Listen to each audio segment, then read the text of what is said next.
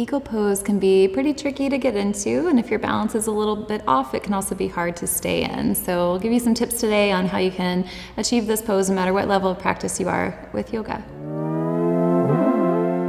If you're trying eagle pose for the first time, you can get there easily by just bending your knees and look down to make sure you can still see your big toes. To help your balance, you can focus your eyes on one spot, something on the ground that won't move, and then shift your weight onto one foot. And with the second foot, you can keep the toes down. You can cross your ankle over your shin as you start to find your balance. And when that feels a little bit more achievable for you, you can start to lift the top leg a bit higher and cross thigh over thigh. So the full pose, we hook the toes of the top leg around the back of the bottom leg. But for some people, that's pretty tricky. So instead of letting your foot just splay out to the side, you can squeeze your foot in toward the bottom leg. And that's going to help to stretch open the hips so that eventually you can make that hook of the bottom leg.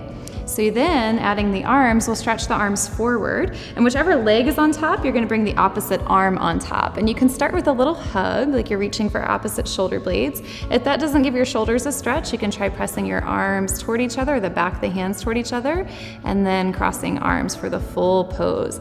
To deepen it, you can sink your hips back and a little bit lower. You can send your elbows forward and away from your heart and your hands away from your face.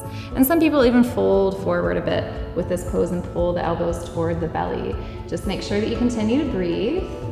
And if you find you're still having a little bit of trouble with the balance, feel free to move to the wall, and you can let the back of your hips rest against the wall just to help keep you steady as you get into the stretch.